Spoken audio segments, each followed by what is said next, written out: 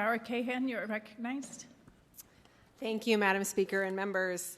I rise today as a testament to the resilience of good over evil, the triumph that was those who survived.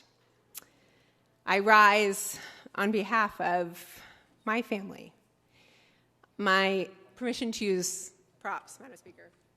Without objection. My grandmother, Catherine Bauer, who many of you have heard about, because I had the honor of adjourning in her memory during Holocaust Remembrance Day just a few years ago. And her parents,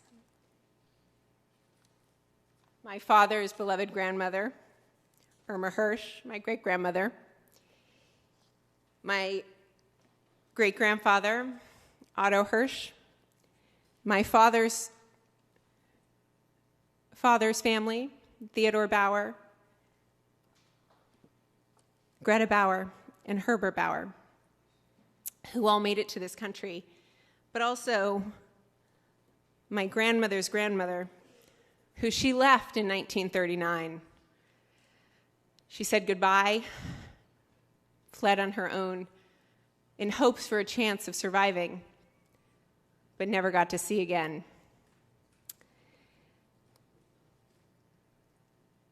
And for the 6 million people who don't have a granddaughter, to rise for them, because their lives were cut all too short by the Holocaust. And I rise because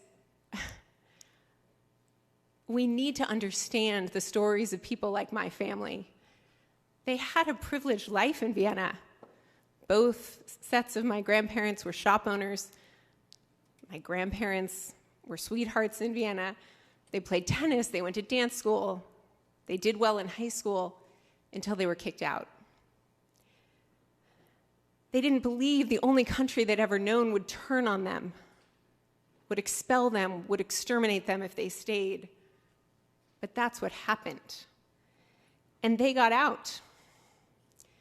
But they got out because of the good grace and the gifts given to them by this country and by the human beings in New York who sponsored them. The people who took a chance on my grandparents and gave them a second life. Austria offered my grandmother her citizenship back, and she didn't want it. She was an American. This was the country that gave her life. And my grandmother lived to be 98 years old. She lived to see me be elected to this body. And she was never afraid that that would happen in this country. She was 18 years old. Everything had been taken from her. But she believed so deeply in this country that she never, ever believed it would happen here. And just this morning, I was talking to another one of our honorees, a survivor, and I said, that changed in 2016, when my grandmother saw Nazis boldly marching through the streets of the United States. And for the first time in my life, she wasn't sure anymore about this country and whether it could go the way her homeland had gone. And I say that because, as I've said on this floor before, and as we heard from our colleagues, the atrocities were committed by people more evil than any of us could imagine. But they were allowed to happen by so many people who sat silent. And as they're called in Israel, the righteous among nations, those that saved the lives of people like my grandparents were the ones who stood up, were the ones that saved the people here on this floor and their descendants. And we need to be those people for every group that is facing genocide and hatred. And I want to remind us all that it didn't start with death camps and death marches and gas chambers. It started with hatred and propaganda. And it is our obligation as the 80 members of this esteemed body to stand up and to speak out for every group so that truly it never happens again. So that people like me aren't holding passports marked with Nazi swastikas, remembering a time when their grandparents had to flee the only home they ever known and hoped they would reunite with their children and get a second chance at life.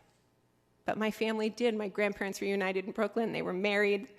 They had my dad and my aunt And I stand here today a testament of that resilience and of the goodness of their sponsors, the people who saved us, who we wrote letters to, that my grandmother thanked until the day she died, because without them, I wouldn't be standing here.